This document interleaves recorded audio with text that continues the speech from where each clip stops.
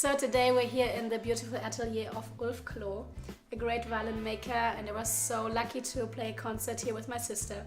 And today we're here to test 4 of his violins. And let's start with the first one. So this is Opus 64, which I made in the end of last year. And it's been around, played for a bit. It's been to London and came back a few weeks ago. I did some adjustments and now it's ready to go again. So it's made on a granary mold, but it's my own interpretation. It has a one-piece back and it's Bosnian maple, sorry. And for the top it's a one-piece spruce top, which is quite unusual. This is quite a brilliant sounding violin, so I put the Thomastik rondo on. But they're really good, the strings quite similar to dominants, but much faster break-in time and quite round sounding from the start. Okay. Yeah, it's a violin that is quite, it feels very normal to play. Yeah. Nothing strange about it. Quite easy to play. Yeah, it felt very comfortable. And so, you want to have a go? Yeah, I will try it now.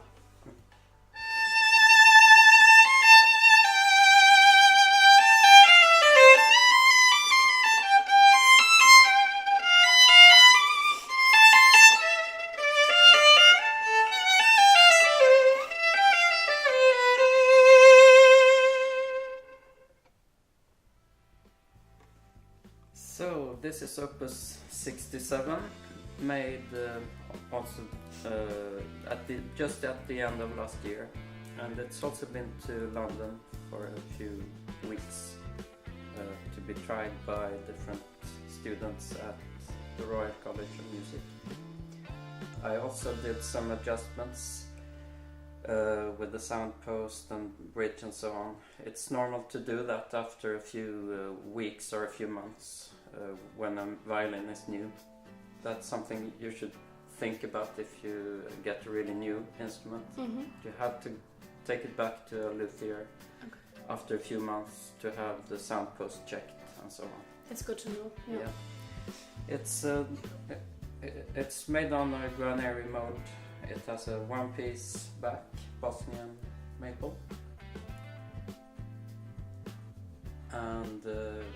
And yeah, I love it. I also make this little design on some of my violins on the back of the scroll. I make a flower, also, always improvised, never the same. It's actually a very powerful sounding violin, so we came up with a nickname. The Beast, because it's really powerful under the ear. And we've tried the violin in a concert hall and it sounds amazing. It fills up the whole concert hall with a very warm and powerful sound. Yeah, but it's not too loud at the ear. It's very comfortable, but you can feel how the power is coming. I put the rondo strings on this violin too, because with more brilliant strings it was a bit too much, but with the rondo strings I think it works really well. Okay. So, yes. Let's unleash the beast.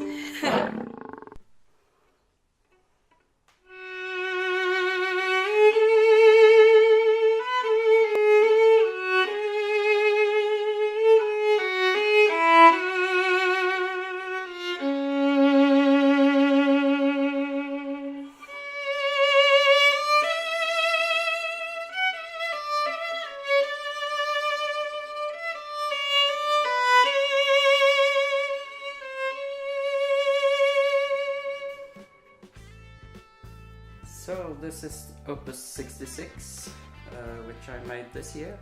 It's made on a Stradivari mold. Well, it's quite similar. You could almost call it a Strad copy. It has some bear claw figure in the top, which is often associated with really good tone wood. And the back is bird's eye maple. I love the back. It's beautiful. And sides and neck, of course, it's the same maple. So it has more of a Strad sound than the two first violins. Quite resonant, with a lot of elasticity when you play it. You notice that, maybe. And also quite normal to play. It feels like a very standard kind of response. Yeah. No surprises. Yeah, and when playing the B, I can feel how it's bouncing on the string so nicely. It wasn't really no effort to do anything. Exactly. It just came from like a natural way.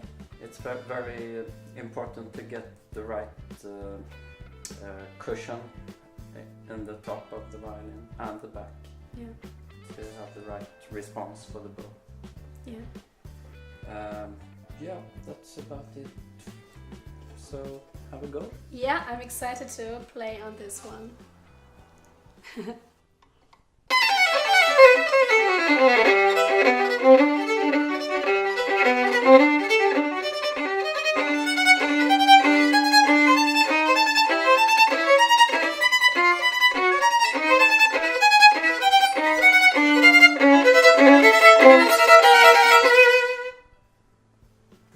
That's Opus 67, just finished a few weeks ago, and it's made on a granary model, and it has these very long F-holes, like a granary made in the last few years of his life, and it has a one-piece back too of Bosnian maple. And also the same wood for the sides.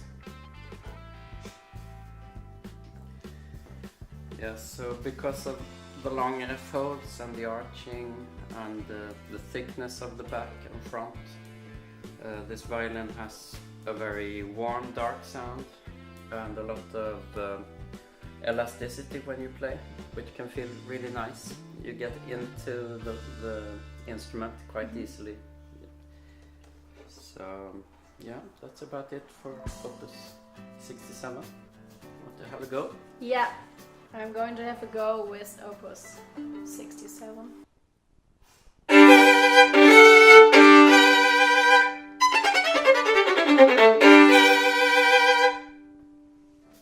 As you could hear, every violin has its own characteristics and sounds a little bit different. Especially knowing that my violin is a few hundred years old and from an old Italian master, and Ulf Kloo's violins are very young, that made this test especially interesting for me. In my opinion, all of them sounded very beautiful, they were very easy to play, and overall it was so much fun to play on all of them.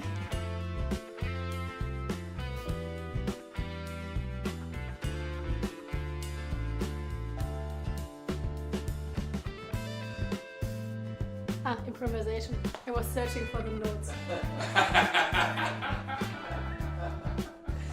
Where are the notes of my improvisation? Really?